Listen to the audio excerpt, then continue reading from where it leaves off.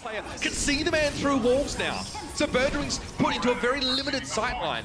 And you can see that Saebyeolbe knows where he is at all times, but he's being jumped upon. Hagopin actually coming from the underside here, and the rest of the London Spitfire is set up on this high ground.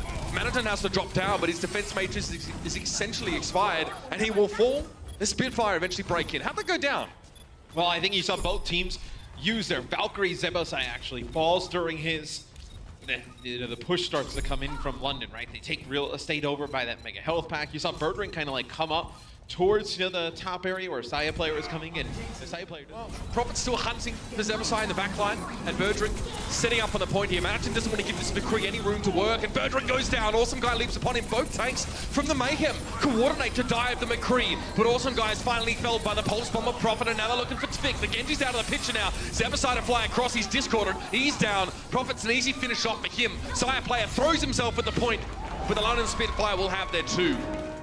Easy to play with Awesome Guy. He's slotted into this roster very quickly. It's a big he says it's a dream. Yeah, great opening. Saebyeolbe find Hagopin there, and it's going to be all over very quickly for the London Spitfire on point A. Tvik gets himself a bit of the action.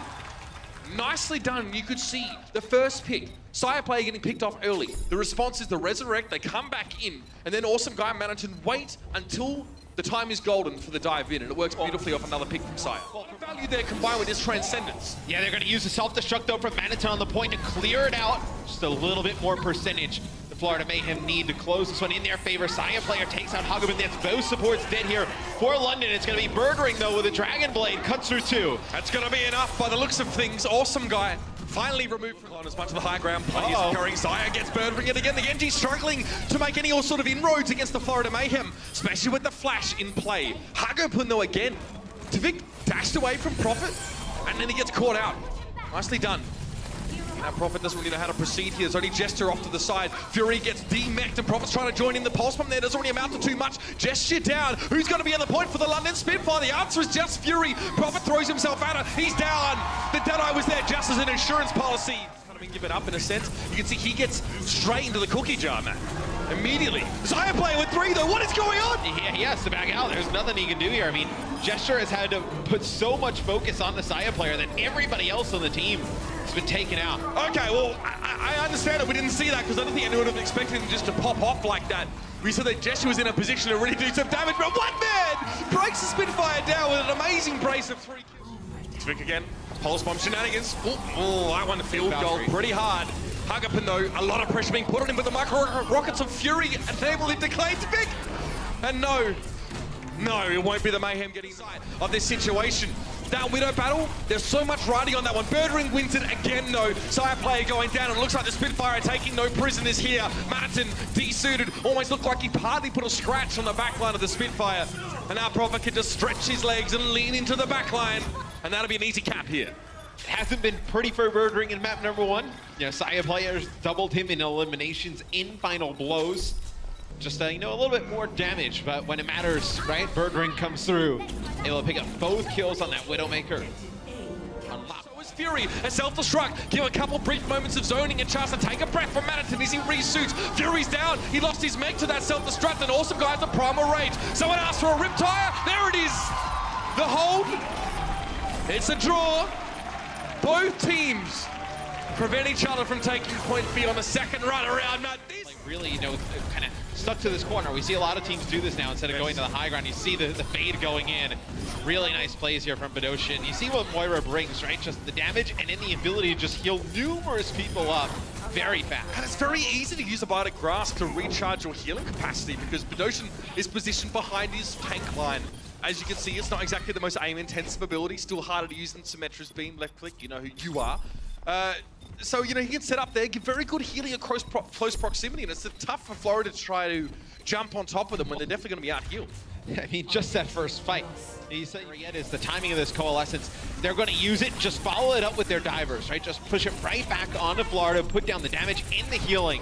Try and knock him back a little bit. They actually do get Awesome Guy with that coalescence, so he picks up a kill.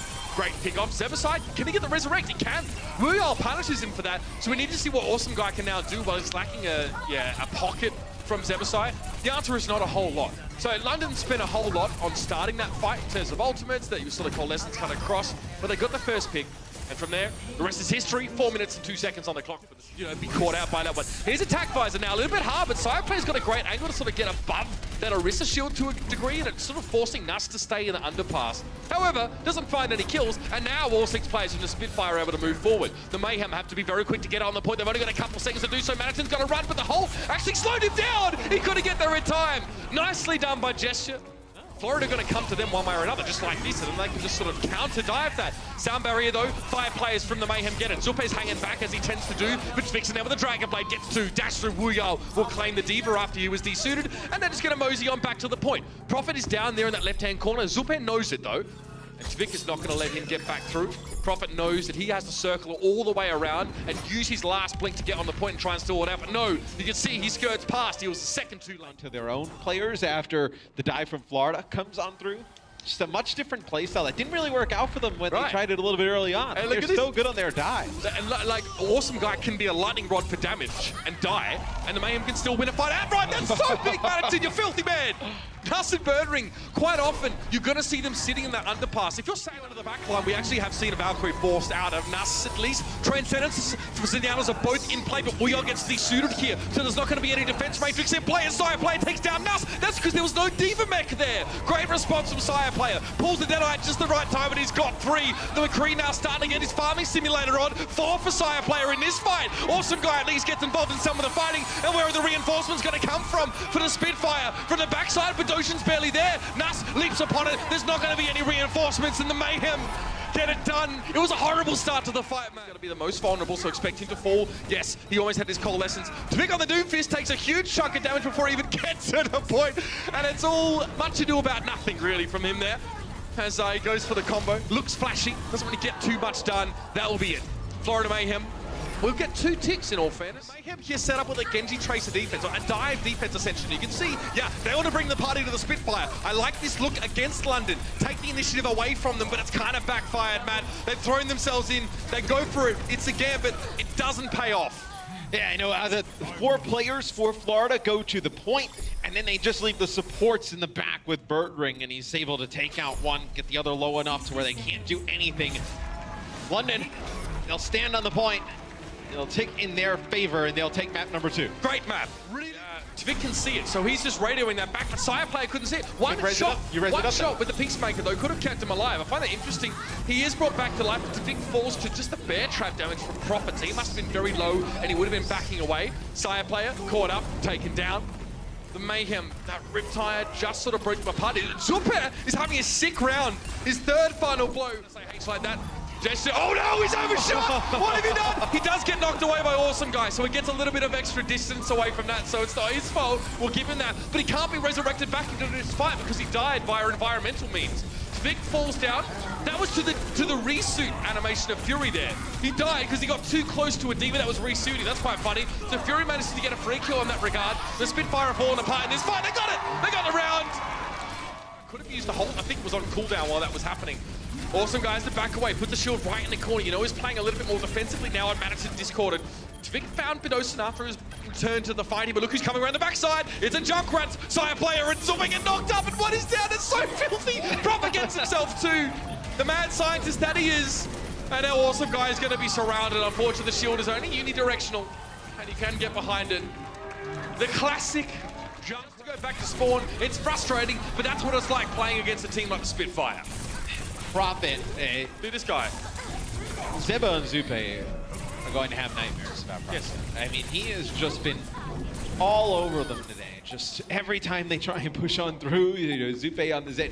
Just if he's like a split second behind the rest of their team, he's just getting blown up by Prophet. Doesn't even stand a chance. Oh, there's going to be a pulse bomb on an Awesome Guy. They won't have the main tank here towards the end. Fury could see that coming a mile off. He knew Zebasai was trying to approach the point, but he's avoided most of the micro-rocket damage by keeping Fury at arm's length on the Lucio. However, now Bidosin's here. It's going to be the Transcendence healing provided, and Hureg's more than happy now to play around the point, or at least close to Bidosin.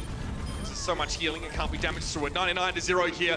The Florida Mayhem started off well, but this is looking pretty average for them, if I'm honest with you. And this will be the series now. If they lose this one, the London Spitfire will take it. They give themselves 2 map wins, and with the first map being a draw, there is no... 15 seconds in, they can tap and see what the enemy team comp is. They can't see the team composition prior to that, and obviously Sombra's hard to spot. It may not matter though. As you can see, these picks have been pretty good. Zupe's down. Bidosum was traded out. I mean, we're seeing a lot of kills while Birdring's just trying to set up. That's how the game goes sometimes. Fury's been getting involved, so both these two teams have come clashing heads here, and it's been pretty good. Fury gets himself a 3-piece with some healing, and there doesn't seem to be any hero swaps for the Spitfire, so they're going to be happy with this setup for now. Oh, they're going to keep on rolling with this. They should be able to take point A. Maybe we see a contest come through for Florida, but I wonder what Florida decides to do if they stick with this comp or they decide to change. It's going to be a hard one for Tavik to play into, right? Because you have the flashbang from McCree, and then you're also worried about Gesture with the Roadhog. You don't really get the benefits of that healing. It's one of the downsides of using it to engage. Tavik coming screaming past him, just a bit of health. That's the thing, if your opponent is low on HP and they're still hard to hit Deadeye for 1 second, then use it straight away.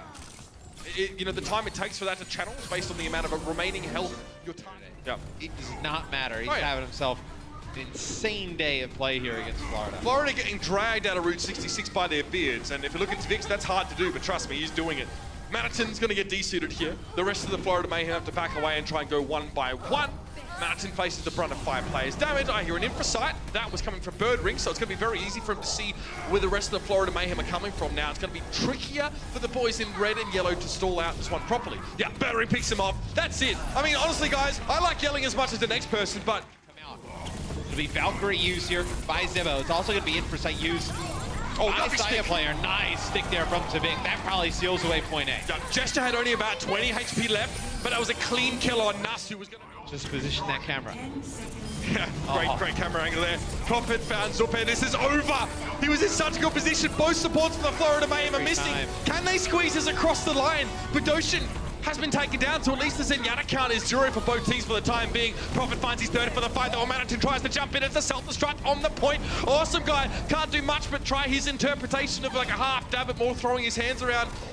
Surprised he's not breaking plates. It's kind of what it looks like. He drops in. Zebasai, there'll be no resurrect for him. There's just no way to get that done. Zupe jumps in. Knocked away. Unbelievable. They're going to get this done. Saya player and Zupe combined. Zupe gets 2, a Helix Rocket kill, but he's cut down by Bidosum. Now Fury knocks Saya player off the payload. Fixed Pulse Bomb doesn't find Bidosum, and it's a quick little bit of extra healing coming from Nuss. That should be Struggle Town here now for the Mayhem. The rest of them are trying to get there. Doomfist, Manatin drops in. The People's Elbow comes down. He doesn't find a kill, and no!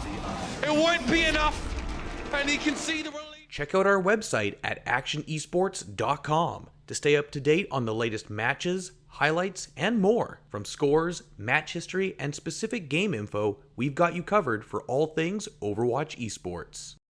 If you enjoyed this video, don't forget to check out our channel for more action-packed content. Also, like and share this video, and click the subscribe button to join our notification squad. Thanks for watching.